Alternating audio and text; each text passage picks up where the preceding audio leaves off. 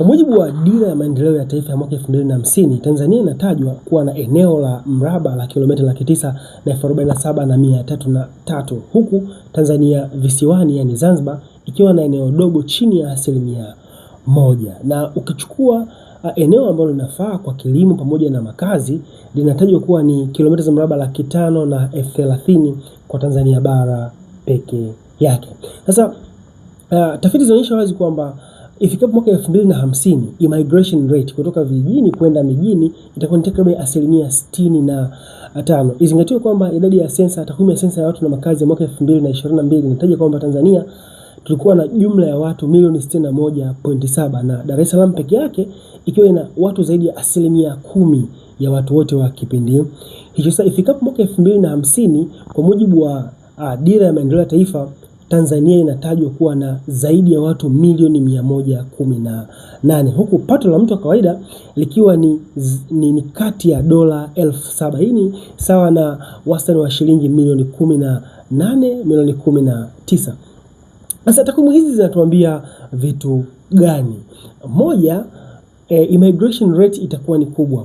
Watu watahama zaidi kutoka vijijini wakihamia mijini. Maana yake ni nini? Maana yake ni kwamba miji itakuwa na watu wengi zaidi ya eneo. Ukumbuke kwamba kadiri watu wanavyozidi kuongezeka, eneo haliongezeki. Kwa hiyo hizi kilomita za mraba 530,000 zitabaki pale pale huku idadi ya watu ikiwa inaongezeka. Sasa ongezeko la watu lina implication gani?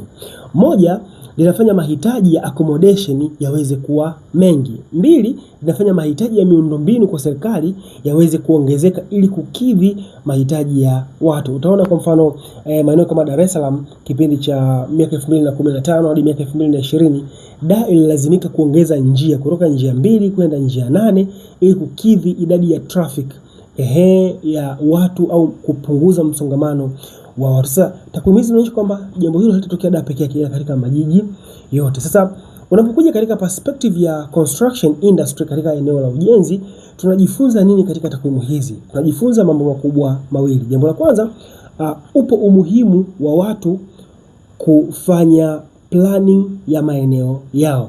Ukiwa na kiwanja ni muhimu kukifanyia planning kwa sababu kadiri siku zinavyozidi kwenda idadi ya watu inaongezeka. Hii maana yake ni nini? Maana yake ni kwamba usipolipangilia eneo lako utajikuta umejenga vibaya na mwisho wa siku eneo litaisha, na eneo likiisha kupata eneo lingine itakuwa ni ngumu zaidi, kwa sababu kadiri watu wanavyoongezeka na eneo haliongezeki ndipo gharama za upatikanaji wa maeneo zitakuwa ni kubwa zaidi. Na hapo ndo tunasikia watu wanasema mimi niko Kariakoo bana zamani, lakini mpaka sasa hivi huwezi kupata kiwanja maeneo kama ya Kariakoo. Katika eneo hili la planning zipo faida ambazo unaweza kuzipata unapoamua kuchukua hatua ya kwanza ya kulipangilia eneo lako. By the way, hapa nazungumzia liwe eneo dogo la kwa ajili ya residential kawaida au liwe eneo kubwa kwa ajili ya commercial. Hapa nasema unapopata nafasi ya kufanya planning zipo faida nyingi. Moja, utaepuka gharama za kujenga na kubomoa.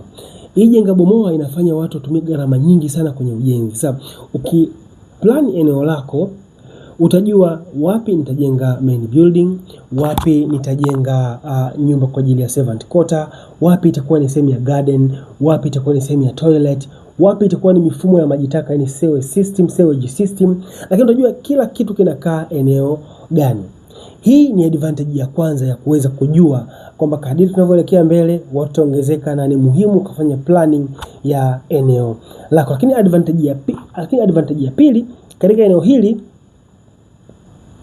tunasema utakuwa na matumizi mazuri ya eneo, na hapo tunasema ni space optimization. Hasa kwenye space optimization tunasema utaweza kujenga kulingana na mahitaji husika ya eneo husika. Sasa hivi Tanzania ina kitu kinaitwa TSEZ, yani Tanzania Special Economic Zone, maeneo yaliyotengwa kwa ajili ya miradi ya kimkakati ya kimaendeleo. Sasa unapoelewa jambo hili kusaidia kujua namna gani uweze kupangilia eneo lako kwa ajili ya kuvutia fursa. Kwanza kukuta eneo lako lipo katika strategic area.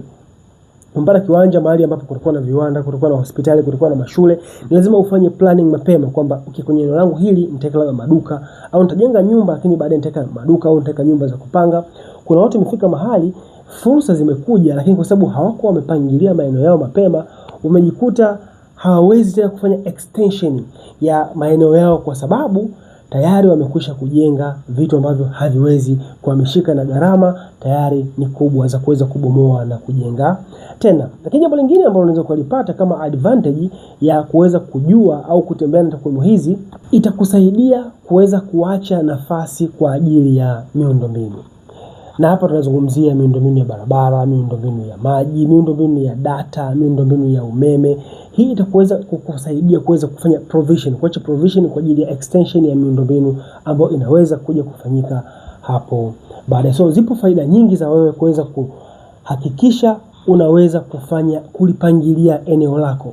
Na unaweza kulipangilia eneo lako litakupatia faida kubwa hapo baadaye. Hebu niambie chini kwenye comment.